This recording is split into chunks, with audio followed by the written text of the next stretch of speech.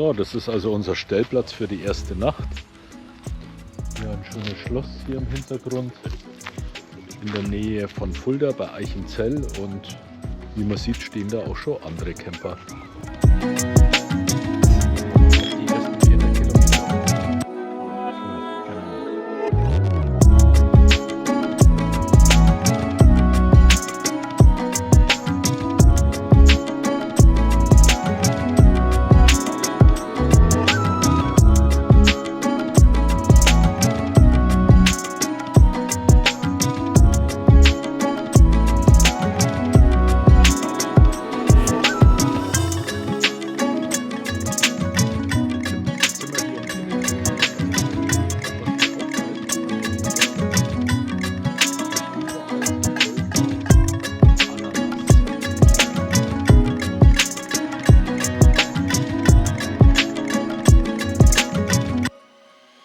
Ja. 70.000, jawohl! Ja.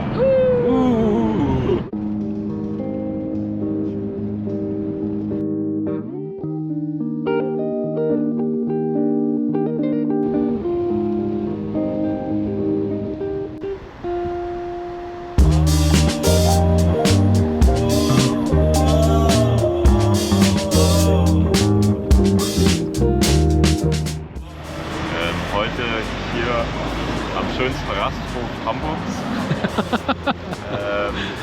Der ist schön angelegt, oder? Ja, mit schöner Aussicht auf ein paar Flugzeuge. Das ist tatsächlich das Angenehmste, sogar blauer Himmel.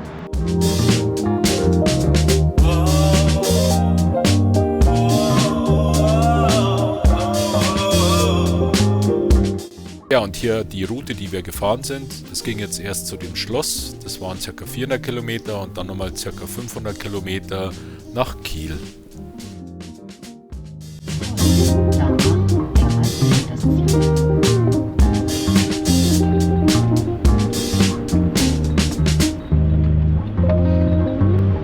Wir dürfen fahren.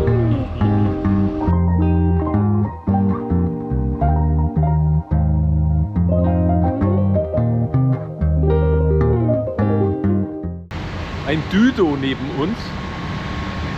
Richtig schönes Teilchen. Schauen wir mal, ob man nur sieht. Sehr schön. So, dann geht's raus.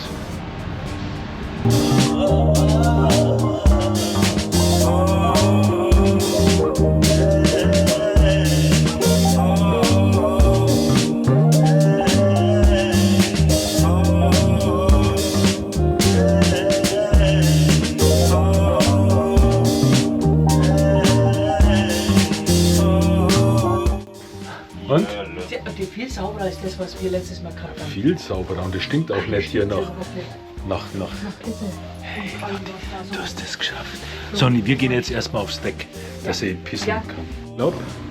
Okay, ich glaube, jetzt sind wir richtig. Deck 7, Hundetoilette. Nee, noch nicht hier. Das ist links das Deck für die Hunde.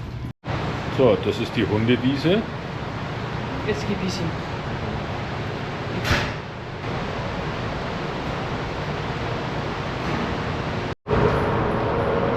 Ja, Sonntagnachmittag, wir haben es geschafft. Nach knapp 900 Kilometer sind wir jetzt hier in Kiel angekommen. Wir sind jetzt hier auf dem sogenannten Schwedenkai und jetzt sind wir auf unserem Schiff. Wir haben auch eine schöne Kabine, also wirklich schön, muss ich sagen, für eine Fähre, top ausgestattet und klappt auch mit Hund. Ja, jetzt geht es dann, glaube ich, um 17:45 Uhr geht dann die Fähre los, legt dann ab Richtung Göteborg und ja, können wir es uns jetzt einfach gut gehen.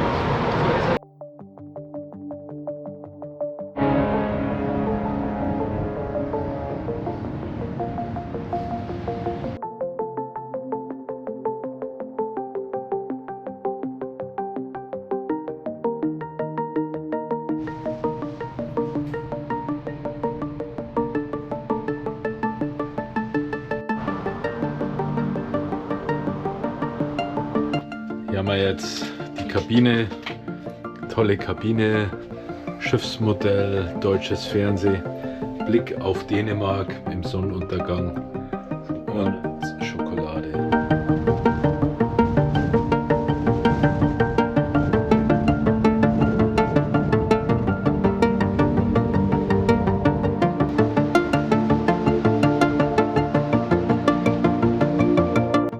Ja, unsere Fähre ging jetzt von Kiel an Dänemark vorbei nach Göteborg. Das Ganze dauert ca. 16 Stunden und mit einer Kabine ist das eine ganz tolle Sache.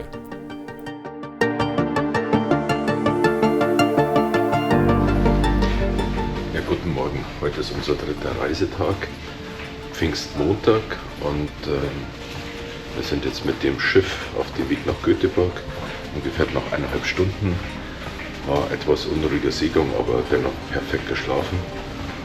Und ja, in einer Stunde geht es dann von Bord. Lotti will es auch mal rausgucken. Komm mal her. Komm mal her, Lotti. Guck mal. Lotti will auch Schweden sehen. Lottis erster Schwedenblick. Siehst du das? Av säkerhetsskäl ber vi att avvakta att gå ner till bildäck tills informationen ges via högtalaren.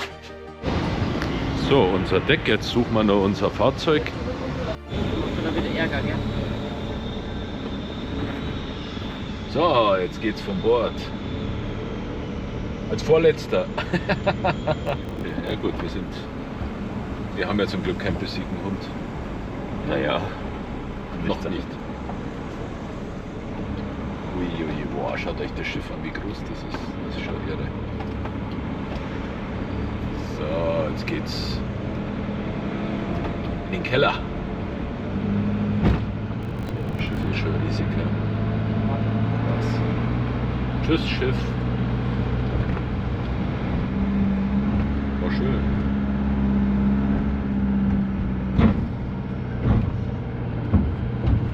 Oh, das ist See.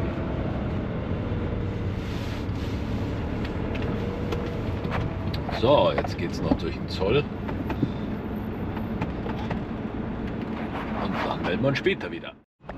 So, wir sind jetzt aus dem Hafen raus in Göteborg. Jetzt noch kleine Verwirrung, weil hier ist eine Stadtmaut, die man zahlen muss, aber die zahlen wir, weil sonst müssen wir viel Umweg fahren. Wir wollen nach Norden. Wir fahren also jetzt direkt durch die Stadt durch. Und hier vor uns, ich weiß nicht, ob man das erkennt, ist so ein Bus, den zeigen wir euch jetzt gleich. Oder den seht ihr selber. Das ist so ein Amphibienfahrzeug, der tropft. Dann denken wir, wieso tropft der? Und der Stefan hat es erkannt. So ein Amphibienfahrzeug, also cool. Ich wusste gar nicht, dass sowas noch gibt. Links abbiegen auf die E45. Ui, das Traumschiff. Ja, das ist Traumschiff. Echt? Ja. Sieht man Das ist ja noch in Schweden, haben wir gestern gesehen. Ach, das war ja gestern Abend noch im Fernsehen. Ja, da waren sie ja in Schweden. Ja, also, dann stimmt das doch, was sie im Fernsehen zeigen. Ja, ja. Ja, aber das ist wirklich mit diesem. Mal gucken, was für eins ist. Ah, das ist die Amandia. Ja, 9 Aber die haben wir Kronen. schon mal gesehen, Schau in hin, Litauen. 9 Kronen. Ja, mein. 9 Kronen. Ja, wir haben jetzt die ersten, was weiß ich, Kilometer hier in Schweden hinter uns. Momentan ist noch nicht so richtig schwedisch, stellt sich das noch nicht ein durch so Gewerbegebiete. Aber es gibt erstmal Frühstück, jetzt ist 11 Uhr in etwa. Und jetzt gibt es erstmal einen ersten Kaffee heute. Und wie hast es du jetzt Da schaut gefunden? die Welt auch gleich anders aus, wenn der erste Kaffee mal. Ja, Ja, was hast du jetzt gefunden? ja, bisher ist es noch nicht so spannend. Aber gut. Ja, genau. Das wird. Jetzt gibt es die gute Croissants, schaut's mal her, und Kaffee und eine Nougat-Nusscreme, dessen Hersteller wir jetzt hier nicht sagen. Und leckere Konfitüre. Ja, Lotti. Super. Unser erster Gang im Coop war erstmal auf die Suche gehen nach der leckersten Schokolade von Schweden. Die ist Marabou richtig, mit Mintkrokant. die ist richtig Leckerst. Kult. Also, wenn du die jetzt öffnest, dann sind wir wirklich in Schweden. Ja. Gucken wir mal, ob jetzt halt gleich ein Schwede uns entgegenkommt. Ja, zumindest mal eine super Schoko. Also, die kann man echt empfehlen.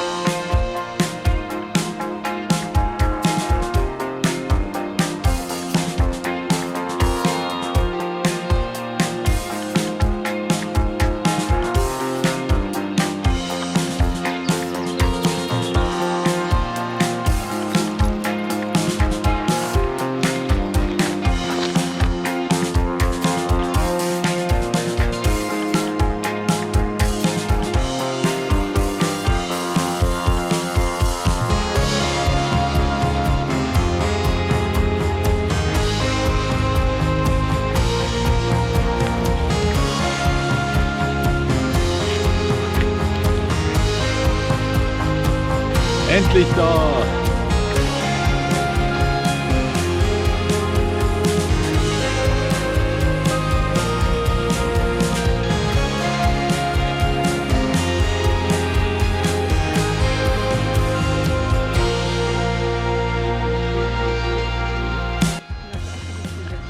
Das ist wirklich ein herrlicher Spot. Wir werden jetzt hier gleich die Badehose holen, dann uns ins Wasser schmeißen. Es hat ungefähr 16 Grad Lufttemperatur. Wasser dürfte ein bisschen kühler sein, aber der Stefan und ich, wir haben jetzt schon vereinbart, dass wir uns gleich hier zum Baden treffen.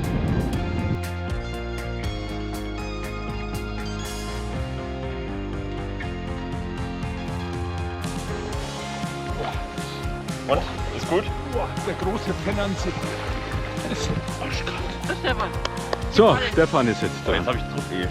Ja, wenn dann dachte ich, gehen wir zusammen ins Wasser. Nee, Verrückter Vögel. nee. Okay. Und das ist halt. Boah, ist kalt. Boah, Alter. Alter. Okay, und wieder raus. Ja. Boah, Junge. Boah, leck mich doch mal. Wow. Ja. So, wir sammeln jetzt gerade fürs abendliche Feuer. Hier ist eine Feuerstelle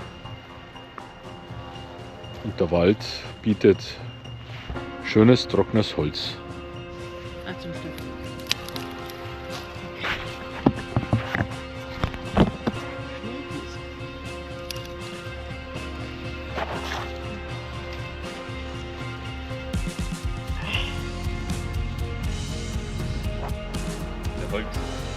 Das ist dann. Da ist ja einiges zusammengekommen. Ne?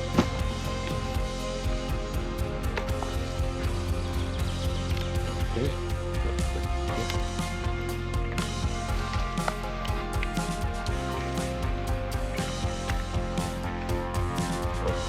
Schon ist das runter. Ja.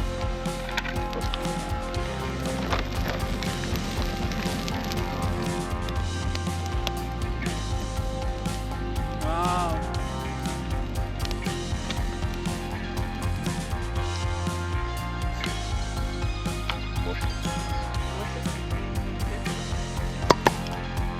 Oh, gut, gut.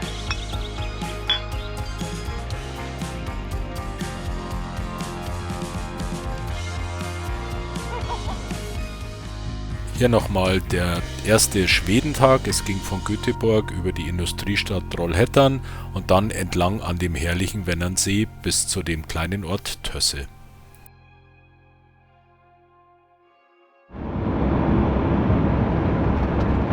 Ja, heute vierter Tag. Heute geht es weiter nach Norwegen. Wir haben jetzt noch 230 Kilometer bis nach Elverum. Jo. Viel Landschaft.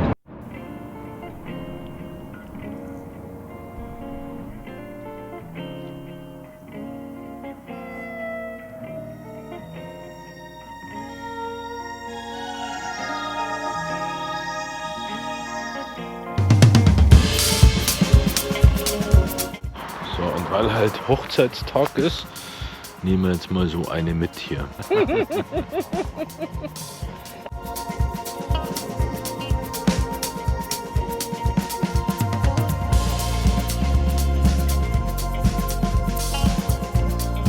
Sind immer noch in Schweden, aber auf dem Weg nach Norwegen, kurz vor Arvika. Und jetzt habe ich gerade noch was entdeckt. Schaut euch das mal an. Ein dicker, fetter Ameisenhaufen. So, nach dem Essen geht es dann auch wieder weiter, und zwar in diese Richtung. Arvika heißt die nächste Stadt.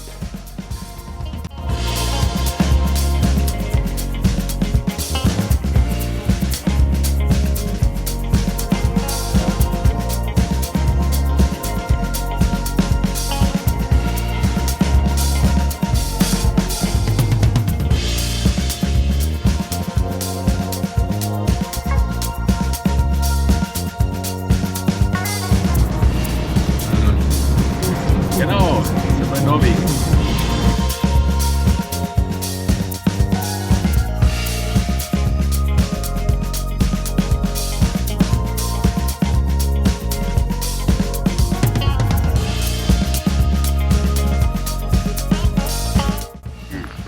Ja, Lotti, ha? Deine ersten Meter auf norwegischem Boden, ha? Auf 2. Okay, so, sehr schön. Jetzt Kupplung treten, bremsen. Okay, und jetzt Motor aus.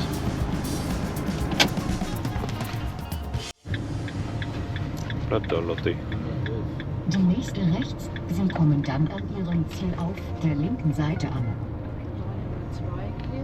Ja, der ist schon eingegeben. Da rechts. Ah, okay. Ja, da Links, genau.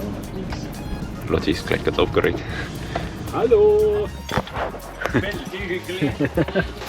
Hey! Hallo! Hi! Hallo, so Björn. nice to see you! Yes! So, wir sind jetzt hier in Elverum angekommen, beim Björn und seiner Frau Elsa.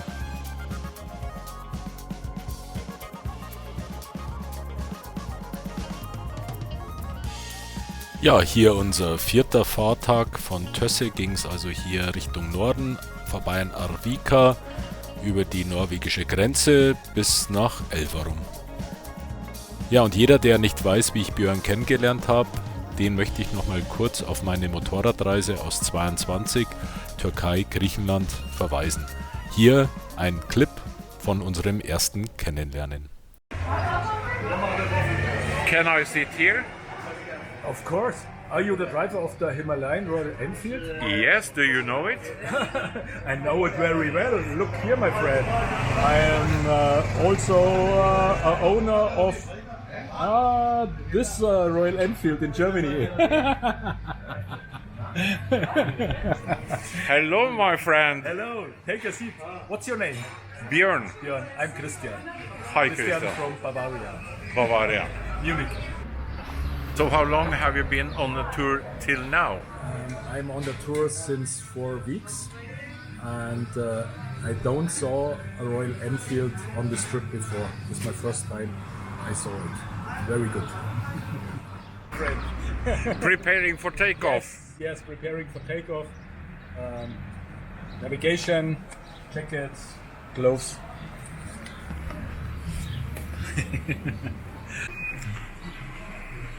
But good. This day is not so hot. And the last few days here in Greece it was very hot, 32 degrees, and it was And uncomfortable. and very windy as well. Windy also, yes. In Albania it was very windy. So here.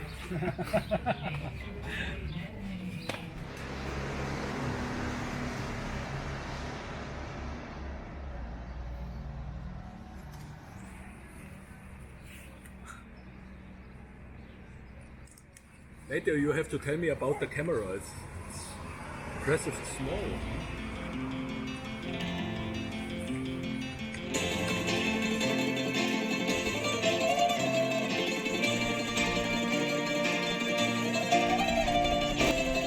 Ja, Björn und ich fuhren dann weiter, ein Stück gemeinsam, und zwar Richtung Vikos-Schlucht. Das ist im gebirgigen Norden von Griechenland. Und er hatte den Vorschlag, ob wir nicht zusammen in diesem Elati-Hotel übernachten wollen. War natürlich eine Top-Idee. Ich hatte für diese Nacht noch keine Herberge. Ja, und so hatten wir an diesem Abend einen wunderschönen, gemeinsamen Ausklang. Dabei gesellte sich noch ein Motorradfahrer, links hier Draki, zu uns, als auch ein Pärchen, die hier auf Wanderurlaub waren. Und wir hatten wirklich einen super herrlichen Abend.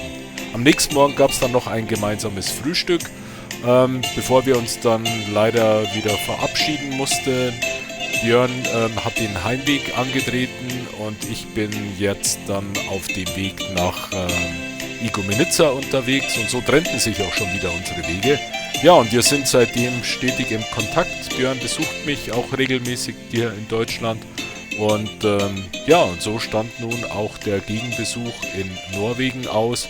und da freute ich mich einfach schon riesig drauf. Wir haben jetzt lecker gegessen, also wirklich ganz lecker einen Lachs bekommen mit Gemüse, war super lecker. Und jetzt fahren wir. Der Björn hat gesagt, er hat noch eine Cabin, also eine Hütte. Und in diese Hütte fahren wir jetzt, gell Björn? Jetzt fahren wir zur Cabin. Cabin, Ja, Hütte. Hütte, genau. Ja. Genau. We Jetzt say geht's noch ins Wochenendhäuschen, in die Wochenende, Hütte. jeden Tag. Ja. Als Rentner. Also, jeden Tag. Es ist nicht hoch, es ist 500, 600 Meter hoch. Aber hier liegt im Winter richtig viel Schnee. Ja, Richtig viel eine Schnee. Menge. Eine Menge. So, jetzt gibt es noch ein bisschen. Offroad hier hinter. Hallo. Da schau mal her. Nice. Okay, wir sind also jetzt beim Björn an der Hütte. Und jetzt wollen wir uns einen Kaffee machen. Und dafür gibt es jetzt ein Kaffeewasser. It's cold and really And- fresh. No, put your mouth. Okay.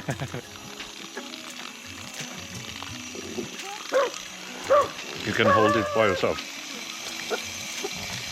Wow.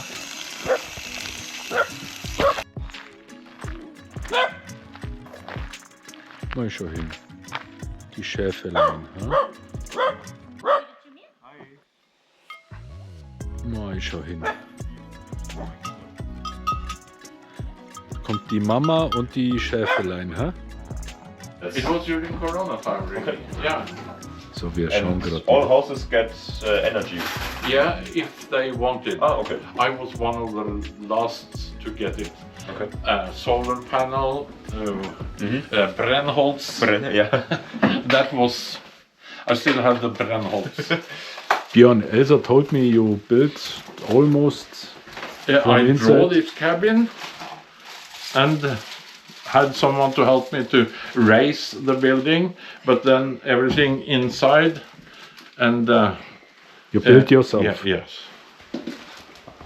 A really nice place. Yes. Mm. A lovely, peaceful place. Huh? Mm. Und Hüttenregeln.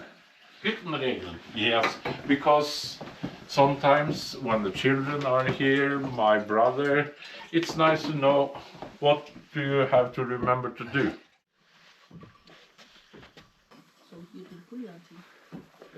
Ja. So, jetzt gibt es noch selbstgemachte Waffeln. Yes.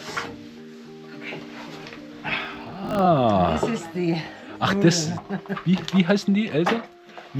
Meeresche und Müllen. Okay. Jetzt kommt Röhre in die Waffelform, gell? Yeah, and not too much. Not too much? This is too little. Ah, Profi. Ja. Da, genau. Super. So ähnlich wie Himbeeren, aber. Gell? Yeah.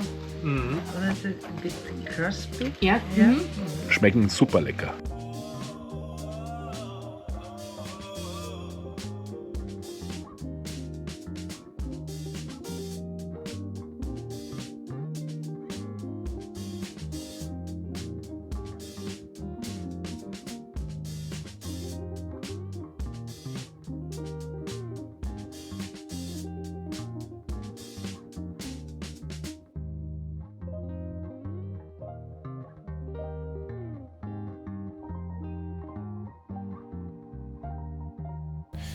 Ja, an diesem Tag ging es zum Jernbahnenmuseum nach Hamar und zum Discgolfen. Wen dies interessiert, der kann sich natürlich gerne dies in einem separaten Video von mir ansehen. Am Abend ging es dann noch in die örtliche Kirche zu einem Kirchenkonzert und danach genossen wir den Abend auf der Terrasse.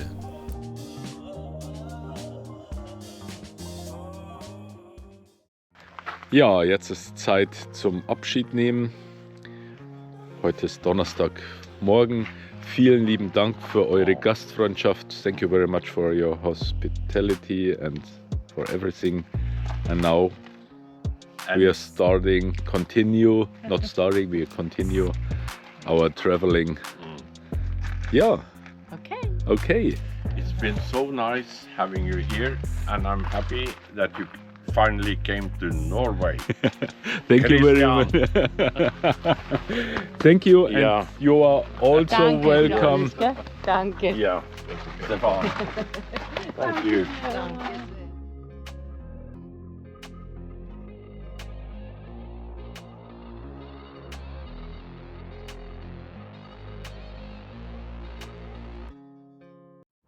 Die ursprünglichen Pläne waren, in Norwegen zu bleiben und Richtung Bergen an die Küste zu fahren.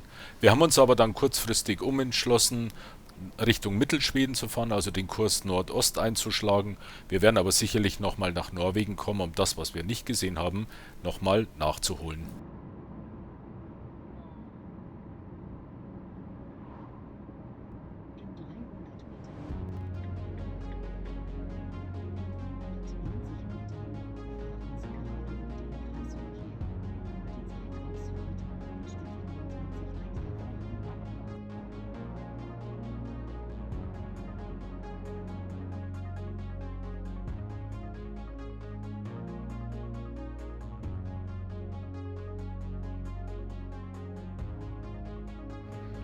Ja, wir schauen gerade nach einer Übernachtung. Wir sind jetzt gerade wieder in Schweden eingefahren und das ist hier so ein Skigebiet.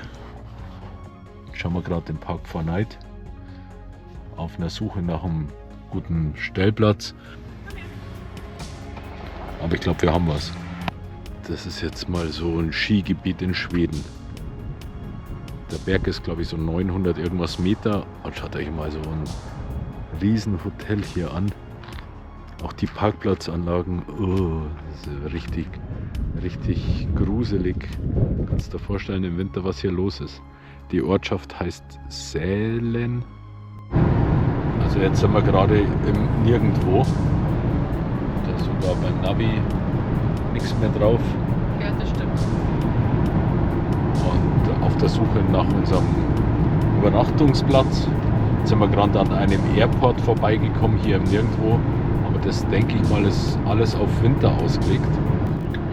Und jetzt geht es links nach Rørbäcksnes. Kommst du hier auf einmal her? So, wir haben ein bisschen Gegenverkehr. unten.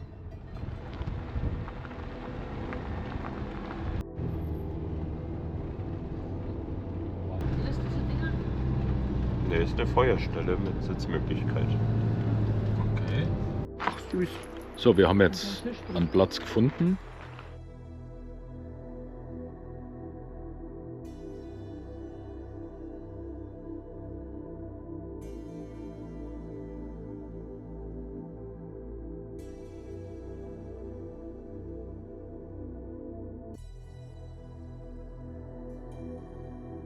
Hier Guck mal, am die Bach. Anlagen haben uns auch Feuer übrig Hier gelassen. ist Feuerholz. Hier ist eine Tischdecke. Ich glaube, das schaut gut aus, oder? Für heute Nacht. Was meint ihr? Ja. Lotti, was meinst du? Ja, das sind ja meine fleißigen Holzsammler. Habt ihr auch so nasse Schuhe? Weil ich war da drin, da war es total sumpfig. Nee. Ach, schön. Da hinten sind noch zwei ganze große Tannen, die wir... Hey, klasse. Ich habe auch schon gesammelt. Oh, super, ihr Fleißigen. Gut, gell? Ja, super. Dann sind wir erst ein bisschen versorgt. Lecker. Einmal für dich. Oder für uns.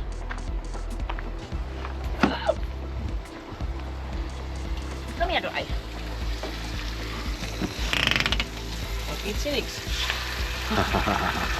Verloren.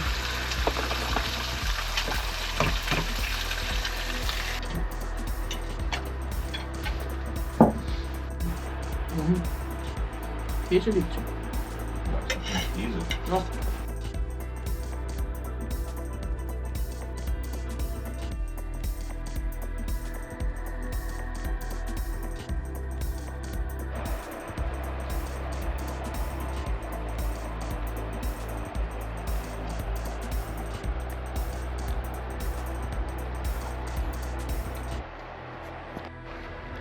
Ja, da gibt es eine kleine Badeeinlage.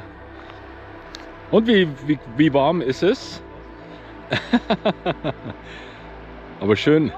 3, 2, 1. Juhu!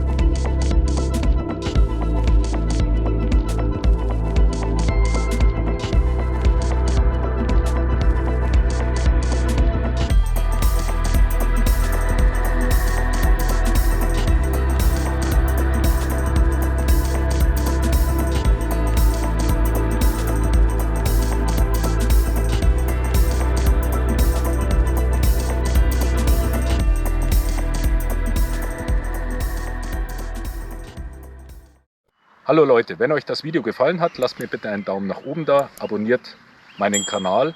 Aktuelle News seht ihr auch auf meinem Instagram-Channel 2Wheels4Adventure. Bis zum nächsten Mal.